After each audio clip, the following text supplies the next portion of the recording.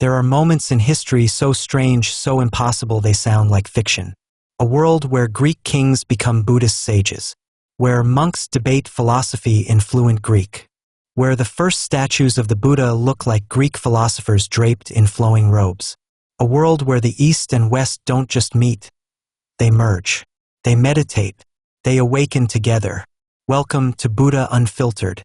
Before we begin, take a second, drop a comment, and tell us where you're listening from. Your presence here keeps these ancient stories alive. Now breathe in, slow, deep, and prepare for a journey across time. The story starts in the year 326 BCE. Alexander the Great reaches the edge of the known world. His army exhausted, the monsoon rains falling like sheets of iron, the Indus Valley stretching endlessly before them. Alexander does not know that his arrival will create one of the greatest spiritual fusions in human history. Behind him he leaves cities. Alexandria in the Caucasus, Alexandria of Arachosia, Alexandria of the Oxus, Greek cities that will soon become Greek Buddhist capitals.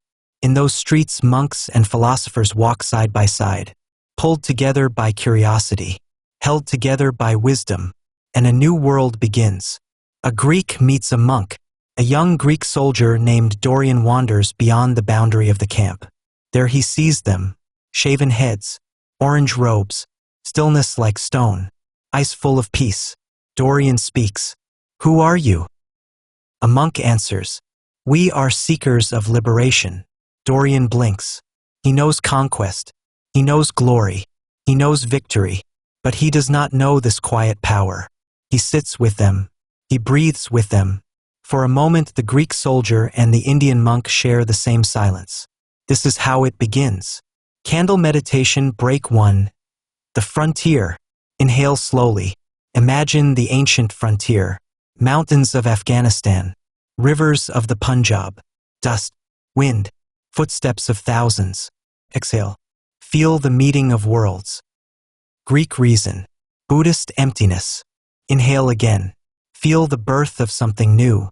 After Alexander leaves, tens of thousands of Greeks stay behind. Merchants, craftsmen, generals, philosophers. They create the Indo-Greek kingdoms. Kingdoms that last nearly 200 years. Here is the part your school never told you. Many of these Greeks become Buddhists. Deeply. We know this from inscriptions, coins, archaeology, Greek Buddhist manuscripts, Greek-style Buddha statues. This world, this fusion is real, and at the center of it stands a king. Trident emblem part 2, the Greek who became a Bodhisattva. A king rises in the 2nd century BCE. His Greek name, Menander. His Indian name, Milinda. His title, Soter, the Savior. His kingdom stretches across the Hindu Kush, Afghanistan, Pakistan, northern India. He is brilliant, disciplined, strategic, but more than anything he is hungry for truth, and that hunger leads him to a monk named Nagasena. Menander meets Nagasena. Menander sits upon a throne, Greek courtiers beside him, guards behind him. Before him stands a monk, serene, calm, unshaken. Menander speaks. "Are you the sage who answers any question?" Nagasena replies, "I am only a seeker, O king." Menander leans forward. "Tell me this, if there is no permanent self, who rules the body? Who experiences life? Who reincarnates?" Nagasena smiles gently. "O king, the self is like a chariot, a collection of parts. Take away the wheels, take away the axles, take away the reins. Where is the chariot you speak of?" Menander falls silent, and in that silence a Greek king begins to awaken. This conversation is preserved in the Milinda Panha, one of the greatest philosophical texts in all of Buddhism. It reads like Plato, but breathes like Dharma. According to tradition, Menander becomes enlightened, a saint, a bodhisattva. When he dies, his ashes are divided and placed in stupas just like the relics of the Buddha. A Greek king honored as a Buddhist sage. History, not myth. Candle meditation, break 2. The king who questions everything. Inhale. Imagine a king not seeking territory or gold or glory, but seeking truth. Exhale. Let go of certainty. Let the question open you. Part 3. The Greek who gave the Buddha a face. Before the Greeks arrived in India, the Buddha had no face. His image was not carved, not sculpted, not painted. Early Buddhists refused to depict him as a human. They used symbols instead. An empty throne, a footprint, a Bodhi tree, a Dharma wheel. Then the Greeks came, masters of sculpture, masters of anatomy, masters of the human form, and everything changed. Documentary tone. Gandhara begins. In the ancient region of Gandhara, modern Afghanistan and Pakistan, Greek culture merges with Indian spirituality. Temples rise built with Greek columns and Buddhist stupas. Artists trained in Greek realism learn Buddhist stories and begin shaping a new vision of the Enlightened One. These Greeks are the first people on earth to sculpt a full human image of the Buddha. Dramatized scene. The sculptor of Gandhara. Sound cue. Gentle mallet tapping stone. Wind through a workshop courtyard. A Greek sculptor named Nicandros stands before a block of schist stone. He has carved gods before. Apollo, Dionysus, Athena. But today he carves something new. He listens to a Buddhist monk describe the Enlightened One. A man serene, compassionate, beyond anger, beyond fear, beyond desire. Nicandros lifts his chisel. He begins. Soft curls fall from the stone. A gentle smile emerges. Eyelids half closed as if gazing into eternity. He shapes the robe draped in perfect Greek folds. He shapes the hands in the mudras of teaching and compassion. He shapes the face calm, radiant, eternal. When he is done, the monk whispers, "You have shown the Buddha as he appears in the heart." These Gandharan statues become the blueprint for centuries of Buddhist art. From Afghanistan to India to Central Asia to China to Korea to Japan. Every Buddha statue in East Asia can trace its artistic ancestry to Greek sculptors living in the shadow of the Himalayas. Greek art gave the Buddha a face. Literally, physically, historically. This is the moment East and West shape each other. Not through war, but through beauty. 6 o'clock meditation break 3. The artist and the infinite. Inhale. Imagine a sculptor chiseling light into stone. Exhale. See the Buddha's face emerge from emptiness. Inhale again. Feel the merging of cultures inside your own breath. Part 4. The Greek, Buddhist Silk Road. When people think of the Silk Road, they picture silk, gold, spices, caravans.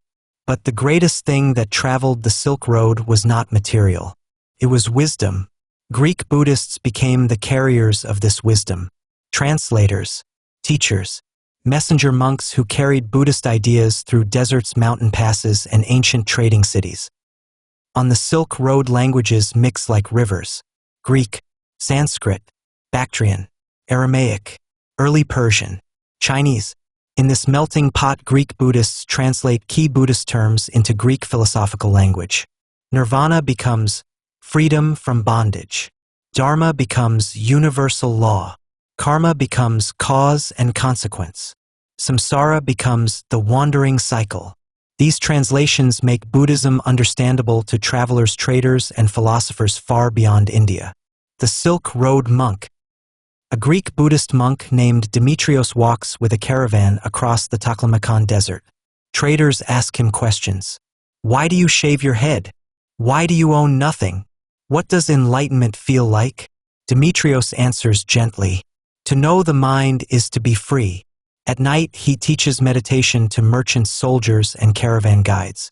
Some practice breath awareness. Some practice loving kindness. Some simply sit in silence. The desert becomes a monastery. The Silk Road becomes a Dharma path. Greek Buddhists were among the first emissaries to carry Buddhism into Central Asia. Through them, monasteries appear in Bactria, Sogdia, Khotan, Kashgar, Dunhuang. These cities later become major centers for the spread of Buddhism into China. Without the Greek Buddhists, the path of Buddhism across Asia would look very different. Candle meditation break 4. The road of wisdom. Inhale. Imagine the desert at night. Cold air. A sky of 10,000 stars. Exhale. Hear the soft footsteps of monks and merchants walking toward wisdom. Inhale again.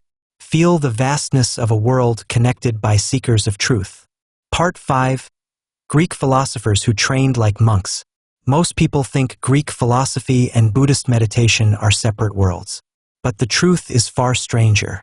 Long before Greek kings converted to Buddhism, Greek philosophers were already meditating, renouncing luxuries, questioning the self, training the mind, seeking liberation.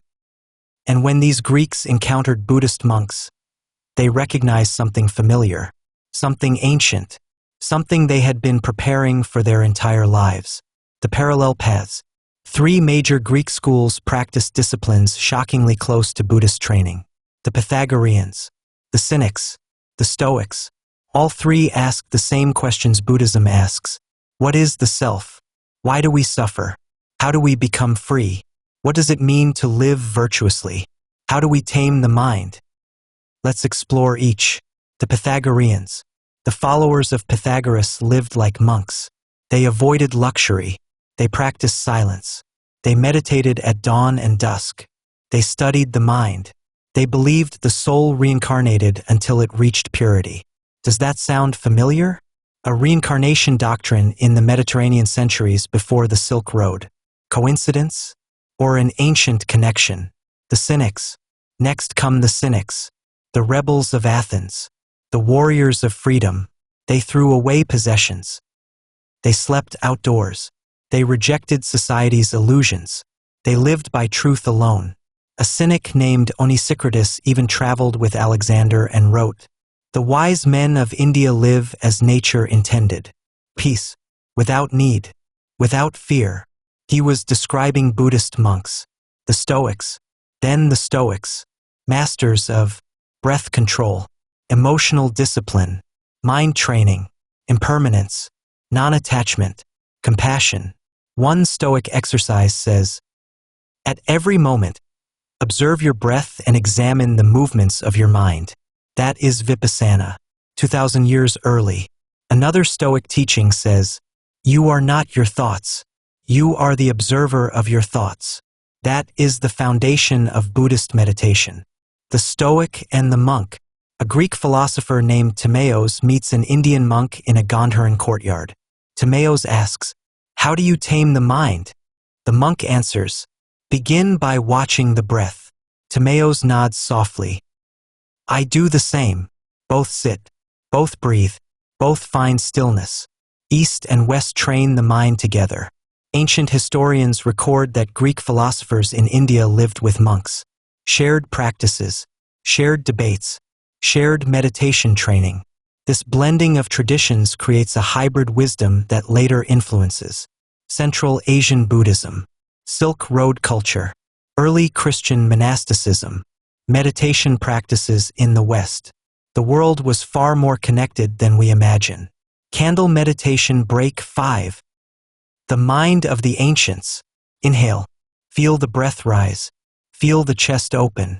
Exhale. Release tension. Release noise. Inhale again. Imagine Greek philosophers and Buddhist monks breathing the same air under the same sky. 2 worlds. 1 mind. The fall of the Greek Buddhist kingdoms. Nothing in history lasts forever. Not even Enlightenment-shaped kingdoms. The Indo-Greek realms that once stretched across Afghanistan and India begin to crumble under the weight of new powers, new invasions, new empires. But even in their fall, they leave behind an eternal impact. The conquests. 3 major forces rise one after another. The Scythians, nomadic horsemen sweeping down from the steppes. The Parthians, masters of archery and empire. The Kushans, a powerful dynasty that absorbs Greek culture and expands Buddhism even further. As these empires grow, Greek political power fades. But Buddhism does not. Why? Because the Greeks built something that couldn't be conquered. A shared spiritual identity. A fusion of cultures. A philosophical bridge between worlds. The last Greek monk of Gandhara. Sound cue. Wind through ruins, distant chanting. A Greek monk named Leonidas of Taxila walks through a monastery as armies gather in the distance. He touches the marble columns made by Greek craftsmen. He bows before Buddha statues shaped in Greek style. He watches monks from India, from Bactria, from Central Asia prepare to flee or stay. Leonidas whispers, "Empires fall, but the Dharma continues." He closes his eyes. He breathes. He accepts impermanence. The armies arrive. The Greeks disappear. But Buddhism rises higher than ever. By the time the Kushan Empire dominates the region, the Greeks have been absorbed into a multi-ethnic Buddhist world. Yet Greek influence never dies. Their art, their philosophy, their translations, their monasteries, their teachers all continue through Central Asia into China and across the entire Silk Road. The Greeks vanish, but their Dharma legacy spreads like wind over the mountains. Candle meditation, break 6. Impermanence. Inhale. Feel everything you cling to. Exhale. Let it pass like clouds. Inhale again. Remember, even empires fall, but truth endures. Part 7, The Great Fusion, where Greek rationalism meets Buddhist enlightenment. When two civilizations meet, they usually collide. But when Greece met Buddhism, they did something different. They fused. They intertwined. They created a hybrid world where the sharp logic of the Greeks met the compassionate wisdom of the Buddha. This fusion is one of the greatest cultural transformations in human history, and almost no one today knows it ever happened. The fusion takes shape. This Greek Buddhist world reshaped every part of life. Philosophy, art, architecture, meditation, trade, language, monastic teachings. In Gandhara, Buddhist monasteries stand beside Greek theaters. In Taxila, philosophers debate karma with the same intensity once reserved for metaphysics. In Bactria, monks chant sutras while Greek artisans carve lotus petals and Greek acanthus leaves into the same temples. East and West are no longer separate. They are one. The Library of Taxila. Sound cue. Pages turning, distant chanting, sunlight through stone pillars. A Greek librarian named Philon sits with a Buddhist monk named Samitta. Before them lie scrolls written in Greek, Prakrit, and Gandhari. Philon asks, "Why do your teachings speak of emptiness?" Samitta responds, "Because everything appears but nothing stays." Philon nods slowly. "In our philosophy, we call this impermanence." Samitta smiles. "Then we walk the same path." Together they translate sutras into Greek. Line by line, word by word. These Greek Buddhist texts will later travel across Asia and help shape early Buddhist thought in China. The fusion continues. Without Greek translators, many Buddhist ideas would have struggled to cross the mountains of Central Asia. Greek language, Greek logic, Greek intellectual clarity made Buddhist philosophy portable. This is not a minor footnote. It is a turning point in the global history of wisdom. Because of this fusion, Buddhism becomes a world religion. Candle meditation, break 7. Two words become one. Inhale. Hear the Greek word, logos, reason, understanding, truth. Exhale. Hear the Sanskrit word, dharma, law, order, truth. Inhale again. Feel both words blend inside you. Reason and awakening, logic and liberation. Two paths becoming one. Part 8. The Hidden Legacy in Christianity, Islam, and Europe. Here is the part that shocks historians.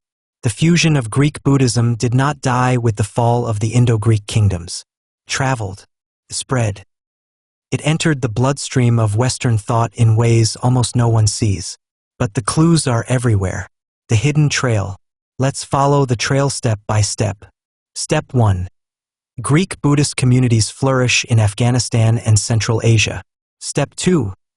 These regions become major hubs of Silk Road trade. Step 3. Ideas travel west into Persia, Syria, and the Hellenistic world. Step 4. These ideas begin influencing Jewish mystics, early Christian monks, and later Islamic philosophers. This is where the story gets fascinating. Christian mysticism. Early Christian monasticism appears in the deserts of Egypt, Syria, and Palestine. These early monks practice isolation, silence, chanting, meditation, overcoming desire, letting go of the ego. These disciplines mirror Buddhism more than they mirror Greece or Rome. One early Christian text, The Life of Barlaam and Josaphat, is actually a retelling of the Buddha's life, copied into Greek, then into Latin, then into every major European language. For centuries, the Buddha was a Christian saint. Islamic philosophy.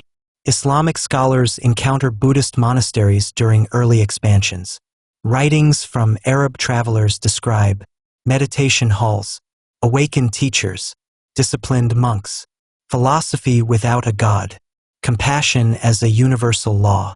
Islamic philosophy absorbs ideas of non-attachment, ethical purification, mind discipline, impermanence. The influence becomes subtle but deep. European thought. Renaissance thinkers receive ancient Greek manuscripts preserved in Islamic libraries, including Greek Buddhist texts. Scholars rediscover the questions of King Milinda, Gandharan art, stories of Buddhist sages, Silk Road translations. These texts shape European ideas about ethics, reason, and universal morality. The Greek-Buddhist fusion is hidden but alive. The monk and the pilgrim. A Syrian Christian pilgrim named Theodorus visits a monastery in Bactria. He watches monks meditate.